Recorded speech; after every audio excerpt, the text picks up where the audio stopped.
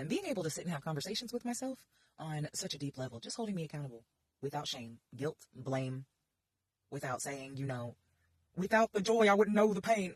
There's a lot of things that are innate to my being and my soul essence, and there are a lot of things that I get to feel and observe that have no innateness in me. They're just part of the experience, and I'm cool with that. I don't have to adopt that shit.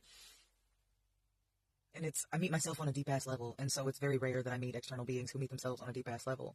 Like, I was just watching a video, and this baby got motherfucking points. But besides the fact that the title talking about being unashamed, and that's how it should be, other than that, the fact that we're infinite, multifaceted supreme souls having a human experience, like, their experience is theirs. Everything else that they said does not resonate with me, but I'm grateful that they express themselves, And just being able to be in that without guilt or shame. And then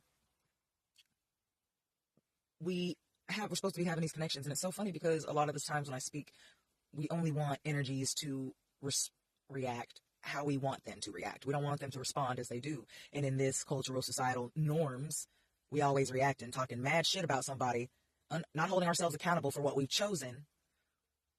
And then when we are holding ourselves accountable, for some reason it's in a facet, or I'm holding myself accountable because I'm doing the work, but I'm blaming the fuck out of my mom because she was doing the best that she fucking could. Like, when you can hold yourself accountable in the space to know that shit happened, and without that I wouldn't be this.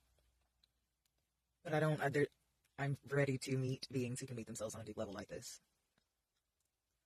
That are willing to have the thought-provoking conversations instead of, while the external knowledge is thought-provoking conversations, and that is something for someone, the internal is thought-provoking for me.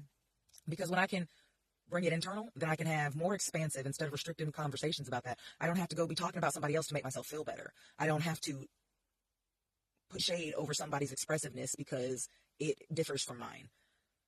And being able to stand fully in this is amazing. And it's like I want to exchange energy with other infinite, multifaceted supreme souls external for me. Right now, how you're speaking about yourself, and then just the things that we can't be aware of, that we're refusing to be aware of. Like a baby said the other day, an innocent soul, I've reached a part in my healing journey that nobody's ever reached. You're 22, you're on season 22.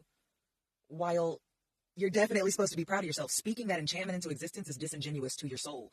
When the other day you were talking about how there's so many people who need to speak kindly to themselves on their For You page because you're here and they love you and blah, blah, blah, blah. And then in the same instance, you just like forgot that and switch back into, you're not worthy.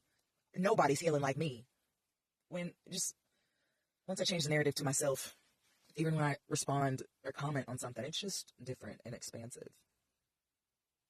And at moments, the beautiful projections that I get to observe will have me feeling like an outcast, and yet the inclusivity for those frequencies that are in notness, that are not of my innateness, that my infinite beings around me choose to frequent, aren't for me. So, like, it's like when we know that